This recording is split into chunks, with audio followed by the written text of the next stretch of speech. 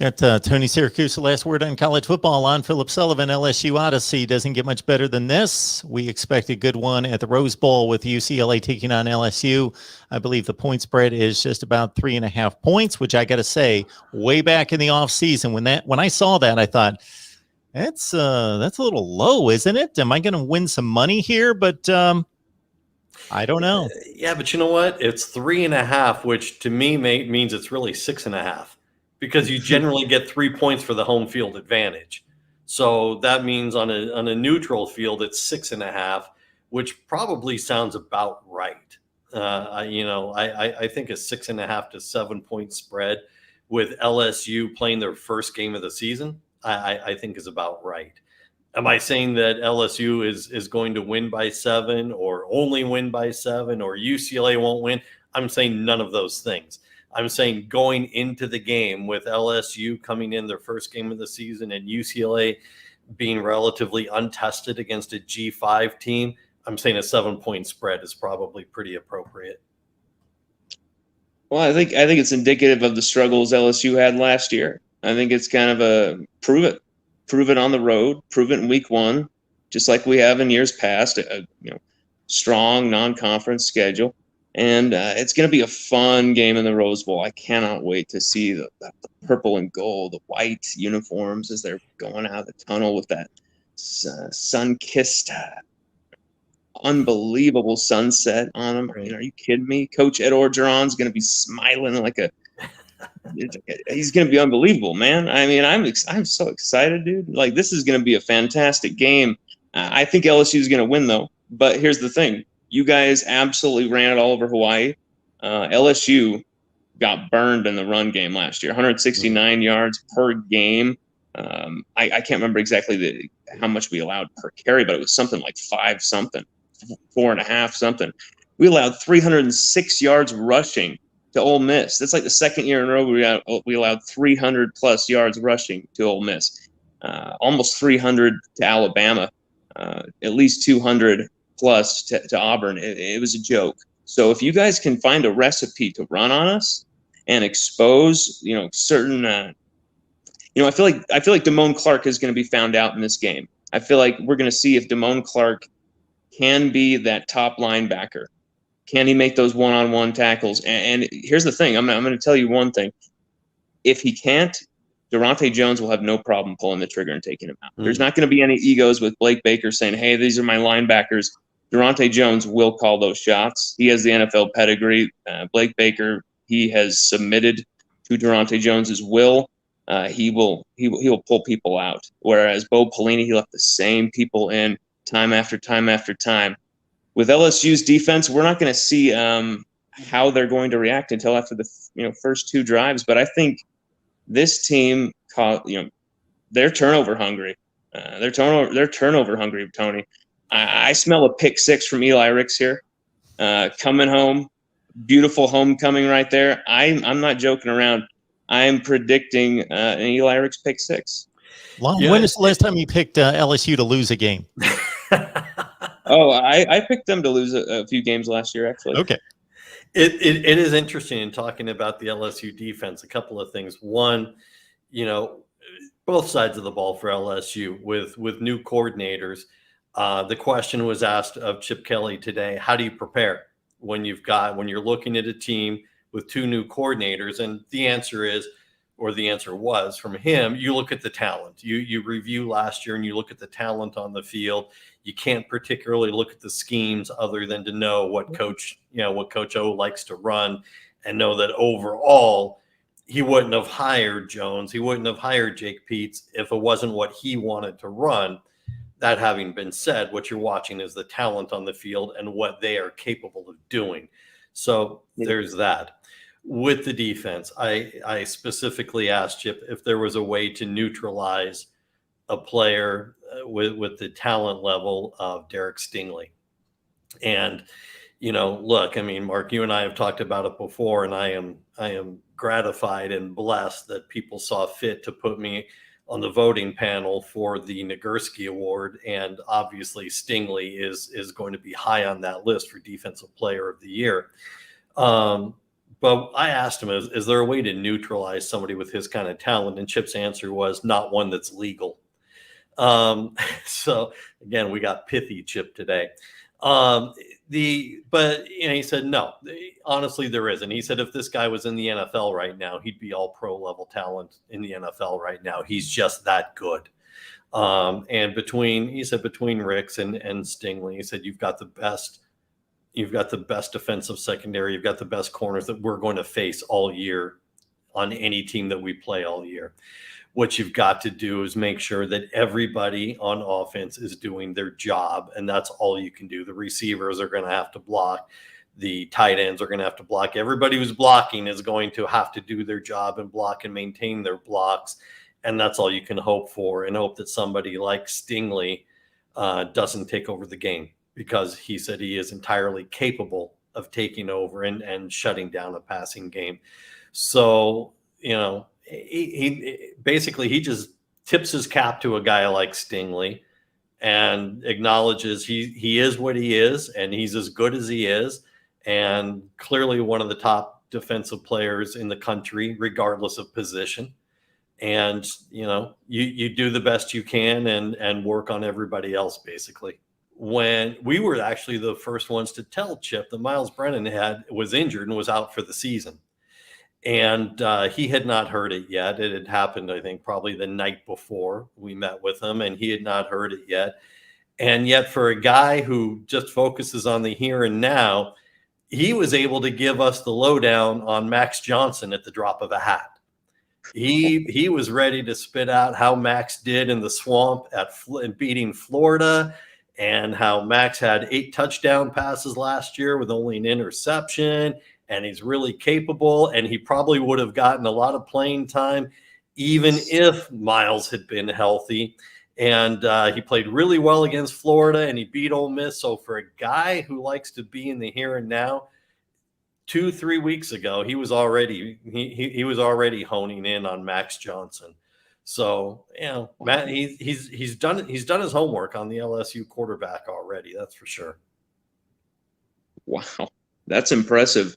I mean, that says to me that he has an eye for talent, just like Coach O, because many people were talking about Miles Brennan winning the starting job. And I thought if Miles did, it would be more political in nature to keep him from transferring, things like that. But Max had to be the starter. Max had to be the guy. Anybody who was talking to the LSU Tiger players themselves, to the families, to anyone around LSU, even if you just watch their social media, those guys gravitated to that dude. And he has a presence about him. Tony, did you see the video where he goes without his helmet and goes face to face with Ali Gay? I did. I mean, are you ready to go up against that big boy? He's got some swagger. There's no question about it. He's got some swagger. You gotta love it. I mean, it's people are gonna keep throwing those Burrow comparisons until another guy even comes close at LSU to what Burrow did. But I mean, it just does not matter. Just Max be Max, and LSU will be just fine, because the way that offense was ticking, a very fractured offense, missing a ton of people, barely had an offensive line operating, no running game, in adverse conditions as a freshman, just thrown into the fire. I think it's going to be a battle out there at the Rose Bowl. But your running backs are freaking talented, man. Charbonnet and Britton Brown, they both have explosive ability. I think Britton Brown actually set the tone for the game with his 3 rushes for 39 yards right in the first few minutes. To me, that just set the tone. LSU cannot let that happen. Every game last year, LSU's defense got burnt and turned early, and it set a tone. And LSU, if we're going to survive out there at the Rose Bowl, if we're going to survive Chip's cosmic optimistic wave here, we gotta find some ways to combat this thing. And I think LSU are going to be fired up from what happened over this weekend. They had families who were caught up in this, who were in danger. These guys were in Houston. They were helpless. I think they're going to take that and they're going to generate it into an unbelievable passion out there. And that's the thing LSU did not have last year. Energy. There was no energy. It was a soulless version of LSU. This is not going to be that coming into the Rose Bowl. This is Coach Ed Orgeron's backyard. He is no stranger to the Rose Bowl or playing California teams such as UCLA. He's going to be prepping for this all off season. I think Coach O is ready to unleash these guys, and it's going to be a hell of a game. Yeah, I was sorry, totally understandable that he canceled his weekly press conference under the circumstances. I was sorry because I was scheduled to be on it with the LSU media, and was sorry that he did, because of course I'm always looking forward to hearing from Coach O, and hearing that "Go Tigers" at the end. I don't do it justice, but look, the players are going to be. The players have it tough right now because they had to pack up quickly, leave everything and everyone behind. And that's not an easy situation to have to deal with mentally and emotionally. And I think to a large degree, football is what keeps their mind together, their head together, their heart together. And I think that honestly, if there is a coach that can pull them together, not even from a football standpoint, but from a humanistic standpoint, I'm going to put my money on Ed to do that. Ed is about the Bayou. Ed is about LSU. Ed is about that area, and I think that I think that Ed can help them hold their heads and their hearts together in one place. Look, it will be interesting. I know that. It was anticipated. I know that, and this comes from Ben Bolch from the LA Times last week, reaching out to the folks at LSU. It was anticipated that there was going to be about 20,000 LSU fans making the journey out to the Rose Bowl for the game. Now, whether because of the storm, whether they all make it or not, is a different situation. Yeah, but it would be a good crowd, and it would be exciting. UCLA is coming off the lowest attendance for a season opener in nearly 30 years, but it was 95 degrees in Pasadena. They're on the quarter system, so they're another 4 weeks away from school starting. So the students weren't there. It was a game against Hawaii, and it was 3 straight years of bad football, losing football. So, it was a horrible attendance.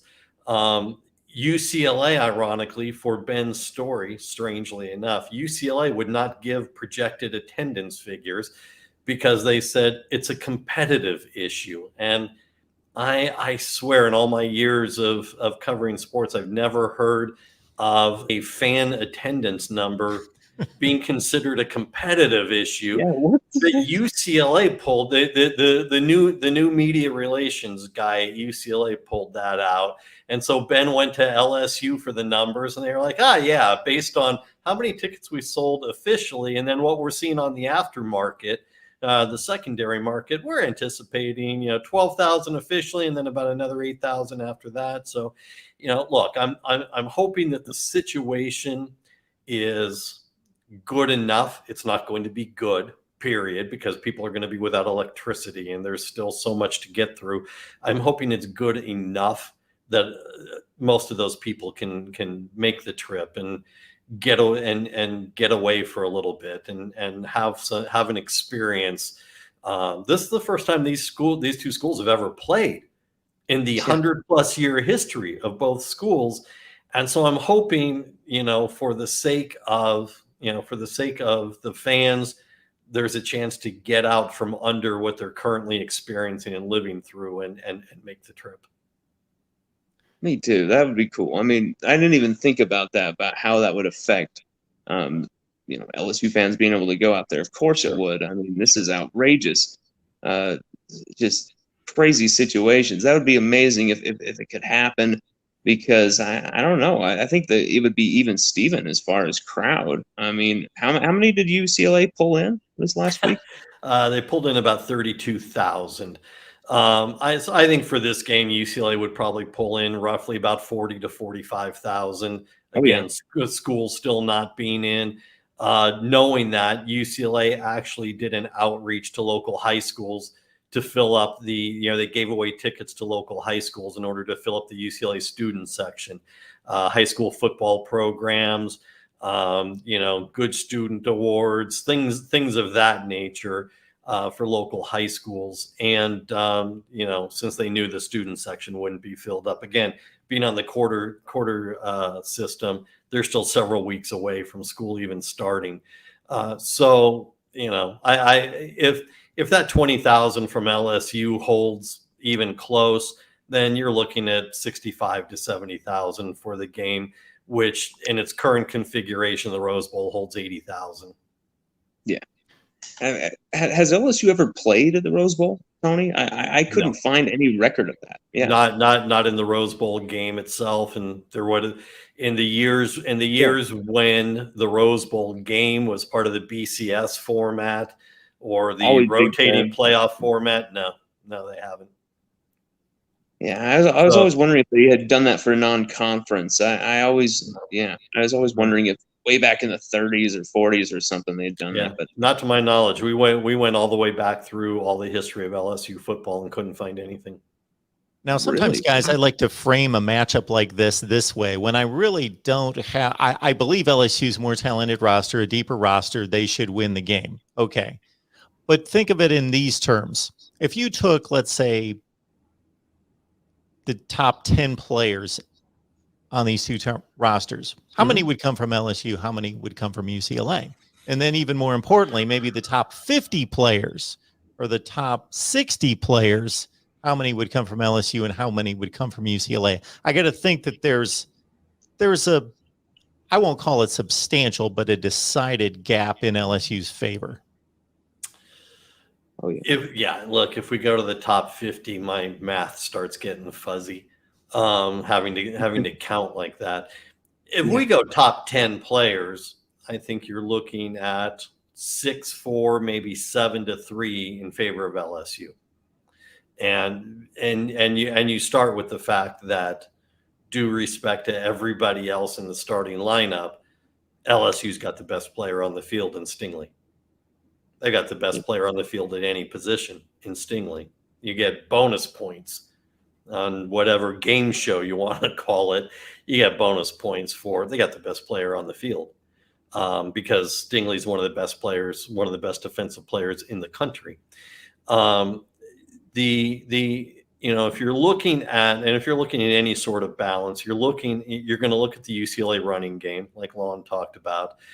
And I think you and I talked about this after the game on Saturday, Mark. UCLA has had 3 years of really good running games, right? They had Joshua Kelly, who obviously is spending his Sundays with the Chargers now.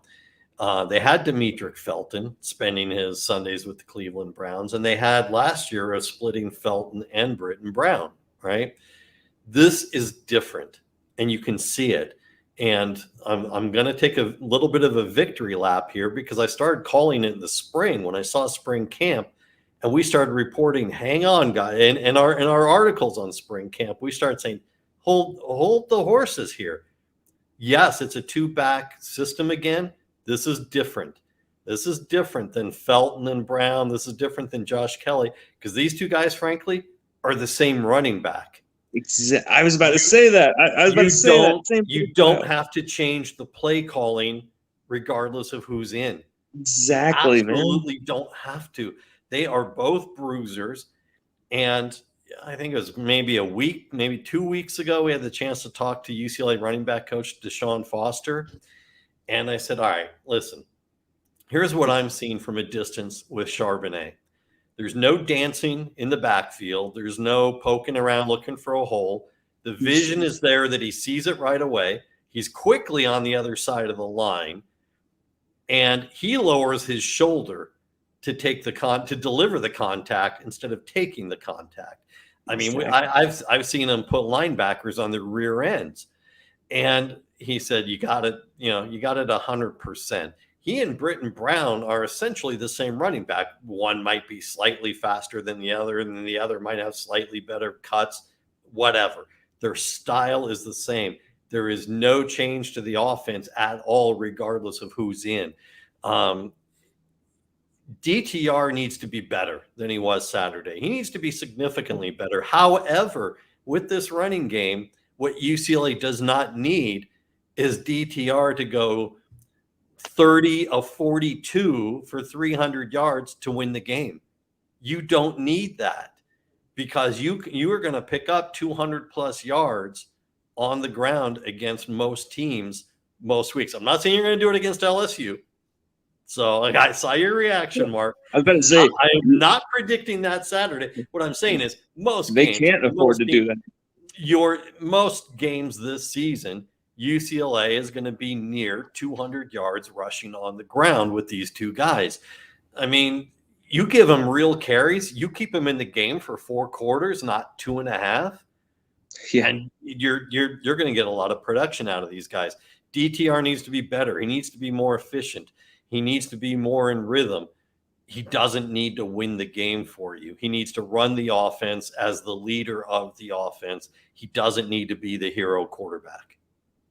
100%. I mean, if he starts going off script like that, there's going to be turnovers galore. Yes, I'm telling you. Absolutely. And he's going to run right into BJ Ojolari, right in his face. And I'm going to say one thing here.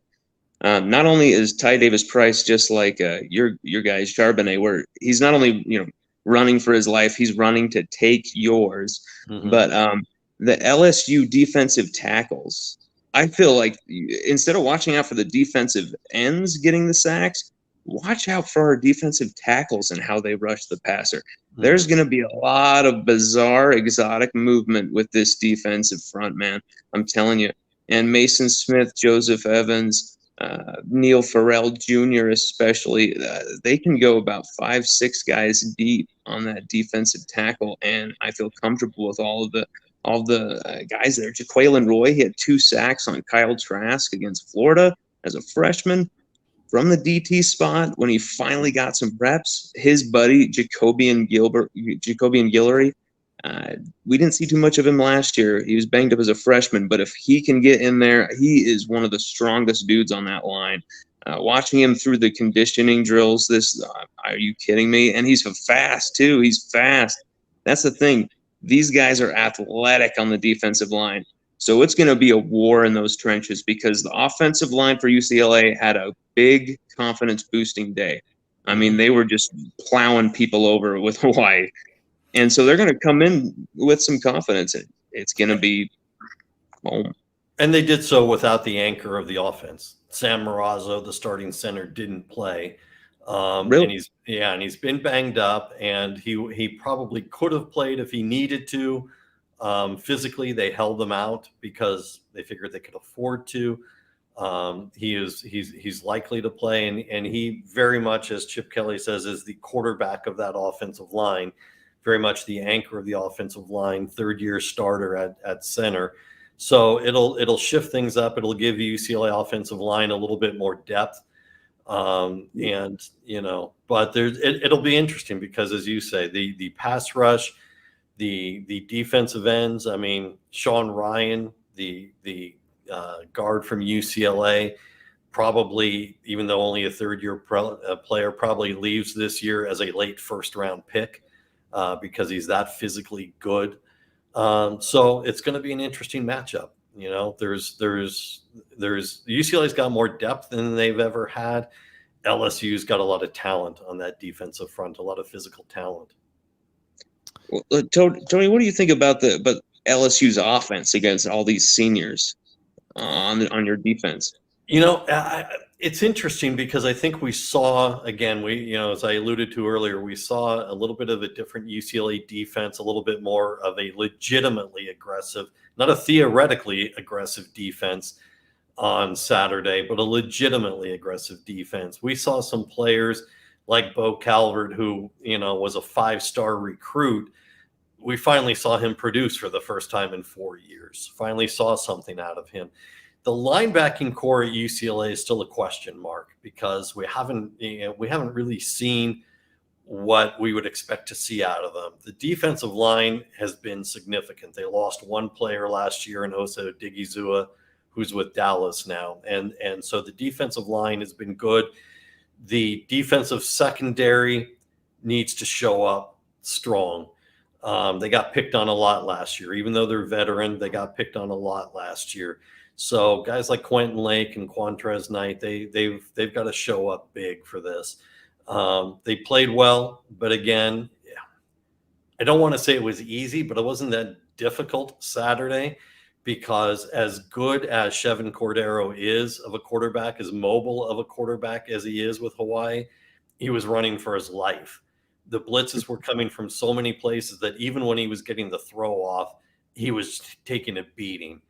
And when he threw an interception late in the game, you could see him sitting on the bench with his head in his hands, just like, save me from this, put me on the plane now. So the defensive secondary almost had, I don't want to say they had the day off, but they didn't have to step up the way they're going to have to against Max Johnson. Cordero was disoriented to the point, and that's not a knock on him. That's more a testament to the UCLA pass rush as being, as I stated on Saturday, used the word relentless. That was the outstanding portion of the game that I took from the game first and foremost. But it just seemed like there was never a play in which he could just comfortably set up, take his 1-2 beat, throw the ball. He was just had a pass rush in his face the entire game. And at halftime, the sideline analyst had noted that Todd Graham took Cordero to the side because he was just so frustrated because he just couldn't run any plays, basically, that he said, just run the offense. Just do your job. You can't worry about anything else. Just do your job. Yeah, and I think that's the right word. It was relentless. It was the most aggressive we've seen UCLA's pass defense, frankly, since Chip Kelly took over. And I've been harsh on Jerry Azzinaro as a defensive coordinator, and I've been right the entire time. His defenses have been horrible for most of his professional career. This was good. This was really good on Saturday. This was a good defense.